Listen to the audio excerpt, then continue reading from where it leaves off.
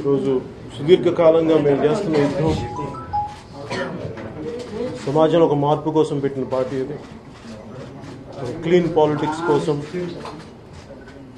సుదీర్ఘకాలం 2014 నుంచి స్టార్ట్ చేసి మేము పెట్టినప్పుడు కూడా ఒక 25 సంవత్సరాల ప్రస్థానం దీనికి ఉండాలి. పార్టీకి అన్ని రకాల ఒడిదుడుకుల్ని ఎదుర్కొనగలిగి సత్తా ఉంది, ధైర్యం ఉంది. వీరన్నీ దృష్టిలో పెట్టుకొని అన్నిటికీ సిద్ధపడే పార్టీ పెట్టాను నేను. ఈ రోజున ప్రజా పోరాట యాత్ర ద్వారా ప్రజల్లోకి మరింత బలంగా ముందుకెళ్ళి ఈ రోజున జనసేన పార్టీకి ఓటు వేసిన ప్రతి ఓటర్కి, ప్రతి ఒక్కరికి మనస్ఫూర్తిగా వారికి నా ధన్యవాదాలు తెలుపుకుంటున్నాను. అలాగే పార్టీ కోసం పనిచేసిన ప్రతి జన సైనికులకి, అలాగే విదేశాల నుంచి, పక్క రాష్ట్రాల నుంచి అందరి చేత ఓట్లు వేయించడానికి వచ్చి ఓట్లు వేసిన ప్రతి ఒక్కరికి, ప్రతి ఒక్క జన సైనికులందరికీ, ప్రతి ఓటర్కి, జనసేనకి వేసిన ప్రతి ఓటర్కి మనస్ఫూర్తిగా హృదయపూర్వక ధన్యవాదాలు తెలుపుకుంటున్నాను.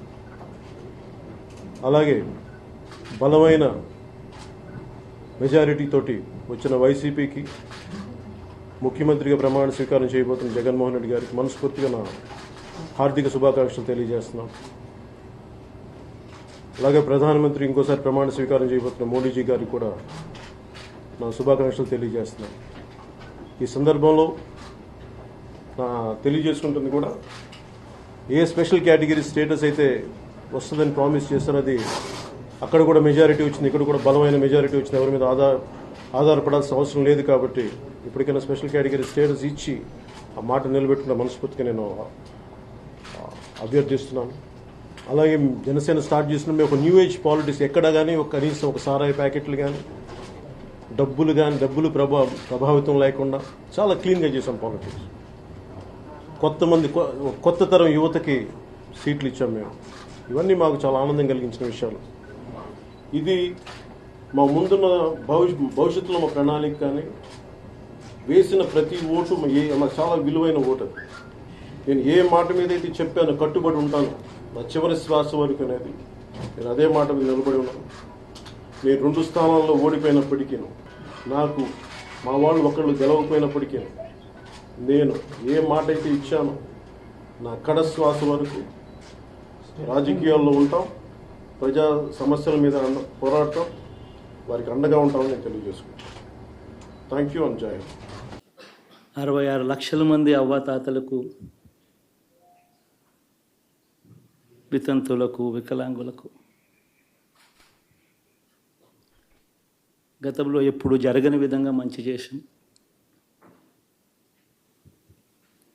వారి కష్టాల్లో తోడుగా ఉంటూ, వారి కష్టాన్ని అర్థం చేసుకుంటూ, వారి ఇంటికే పంపించే వ్యవస్థను సైతం తీసుకొస్తూ, గతంలో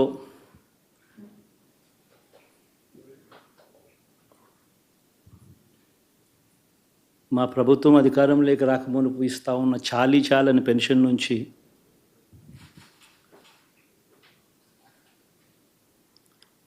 ఎంతో మంచి చేస్తూ అడుగులు వేసినా కూడా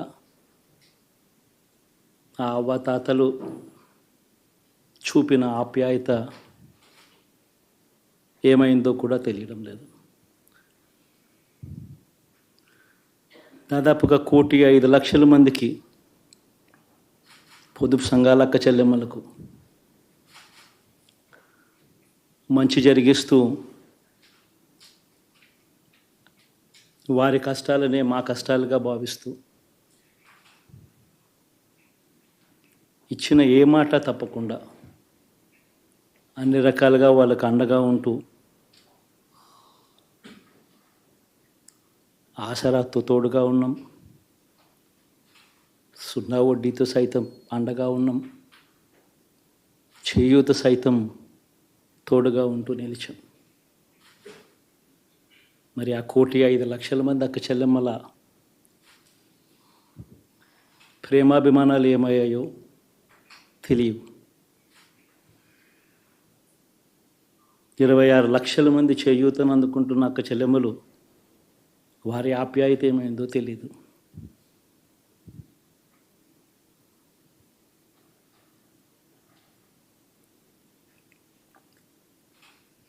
పిల్లల చదువుల కోసం ఏ తల్లి ఏ తండ్రి ఇబ్బంది పడకూడదు అని మొట్టమొదటిసారిగా పూర్తి ఫీజులు ఇస్తూ తీసుకొచ్చి అండగా నిలిచాం. చదువుల్లో ఎప్పుడూ చూడని మార్పులు తీసుకొచ్చాం.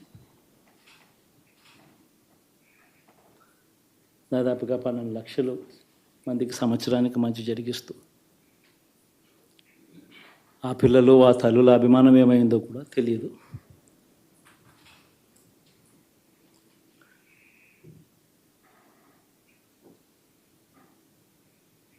దాదాపుగా 54 లక్షల మంది రైతన్నలకు గతంలో ఎప్పుడూ చూడని విధంగా జరగని విధంగా పెట్టుబడికి సహాయంగా అందించే కార్యక్రమం మొట్టమొదటిగా జరిగింది మన ప్రభుత్వం వచ్చాకే.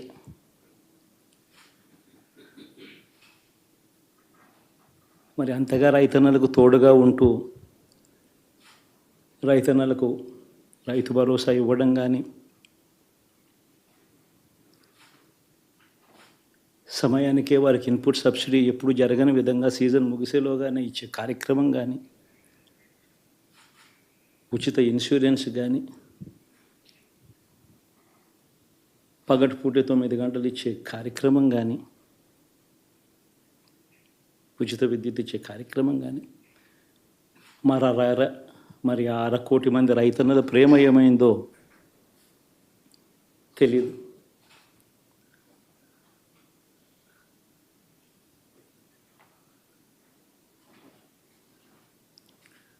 మరి ఇన్ని కోట్ల మందికి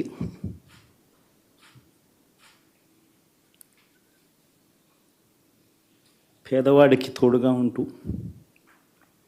ఆటో డ్రైవర్లు నడుపుకుంటా ఉన్నవాళ్ళు ఆటోలు దోలుకుంటూ టాక్సీలు దోలుకుంటూ ఇబ్బంది పడకూడదని వారికి అండగా ఉంటూ ఓ వాహనమిత్ర, నేతన్నలకు అండగా ఉంటూ ఓ నేతన్న నేస్తం,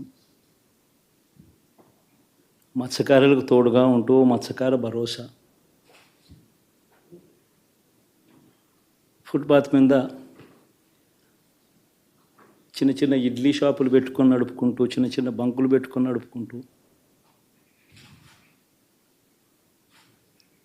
చిన్న చిన్న వ్యాపారాలు చేసుకుంటా ఉన్న వీళ్లకు, నా అక్క చెల్లెమ్మలకు, నా అన్నదమ్మలకు మంచి జరగాలని ఆరాటపడుతూ వాళ్ళకు ఒక తోడు, నా రజకులకు, నా నాయి బ్రాహ్మణులకు, నా టైలర్లకు అని అండగా ఉంటూ వారికి ఒక చేదోడు. మరి ఇన్ని లక్షల మందికి ఇంత మంచి చేసి, ఇన్ని కోట్ల మందికి, లక్షలు కూడా కాదు, కోట్ల మందికి మంచి జరిగించి, ఎప్పుడు జరగని విధంగా మేనిఫెస్టో అంటే ఒక చెత్తబుట్టలో పడేసే డాక్యుమెంట్ కాదు. ఒక మేనిఫెస్టో అంటే ఒక బైబిల్ అని, ఒక ఖురాన్ అని, ఒక భగవద్గీత అని మొట్టమొదటి రోజు నుంచి కూడా భావిస్తూ ఏకంగా 99% వాగ్దానాలు అమలు చేసి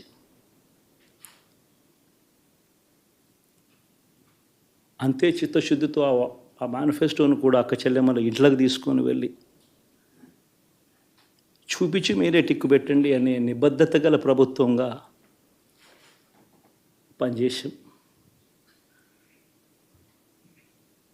ఇప్పుడు జరగని విధంగా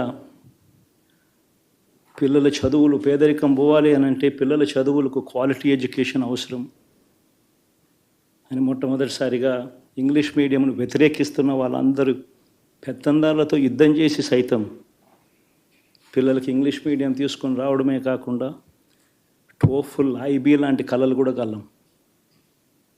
ఆ పేద పిల్లలకు అండగా నిలబడాలని, తోడుగా ఉండాలని, వారి చరిత్రలు మార్చాలని, ఎప్పుడు చూడని విధంగా గ్రామ స్థాయిలోనే సచివాలయ వ్యవస్థ, వాలంటీర్ల వ్యవస్థ తీసుకొచ్చి ప్రతి ఇంటికి సేవను అందించే కార్యక్రమం చేశాం. వివక్ష లేకుండా, కరప్షన్ లేకుండా దాదాపుగా 2,70,000 కోట్ల రూపాయల పైచిలకు ఇంటి వద్దకి అందించగలిగాం.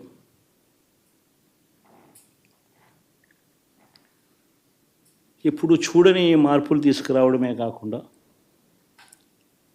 ఒక చదువుల రంగం అయితేనేమి, ఒక విద్యారంగం, ఒక వ్యవసాయ రంగం అయితేనేమి, ఒక వైద్య రంగం అయితేనేమి,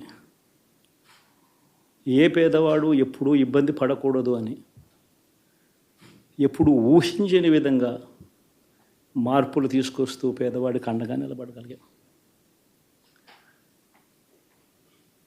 విమెన్ ఎంపవర్మెంట్ అంటే ఇది, మహిళా సాధికారత ఇది అంటే ఇది అని ప్రపంచానికి చాటి చెప్పగలిగాం. సోషల్ జస్టిస్ అంటే, సామాజిక న్యాయం అంటే ఇది అని ప్రపంచానికి చూపించగలిగాం. మరి ఇన్ని గొప్ప మార్పులు చేసిన తర్వాత, ఇన్ని కోట్ల మందికి మంచి జరిగిన తర్వాత మరి అభిమానం ఏమైందో, ఆప్యాయత ఏమైందో తెలీదు.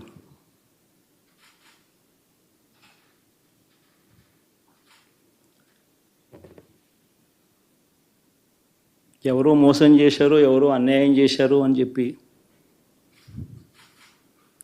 అనొచ్చు, కానీ ఆధారాలు లేవు.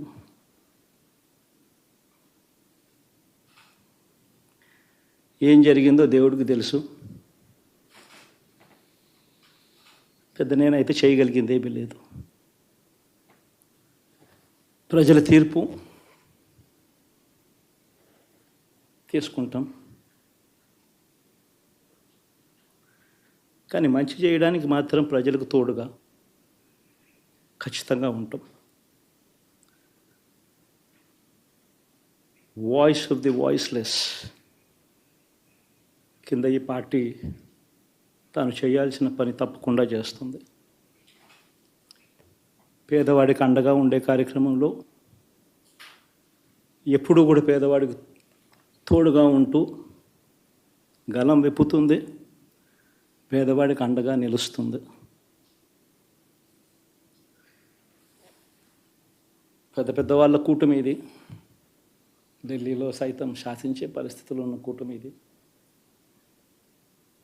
ఆ కూటమిలో ఉన్న బీజేపీకి, ఆ కూటమిలో ఉన్న చంద్రబాబు గారికి, ఆ కూటమిలో ఉన్న పవన్ కళ్యాణ్ గారికి, అందరికీ కూడా వాళ్ళ గొప్ప విజయానికి అభినందనలు.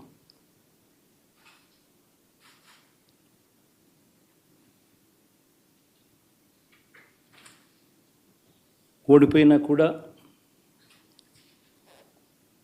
నా ప్రతి కష్టంలో కూడా తోడుగా అండగా నిలబడిన నా ప్రతి నాయకుడికి, ప్రతి కార్యకర్తకు, ప్రతి వాలంటీర్కు, ప్రతి ఇంట్లో నుంచి వచ్చిన ప్రతి స్టార్ క్యాంపెయినర్గా నాకు తోడుగా నిలబడిన నా అక్క చెల్లెమ్మలకు, అన్నదమ్ములకు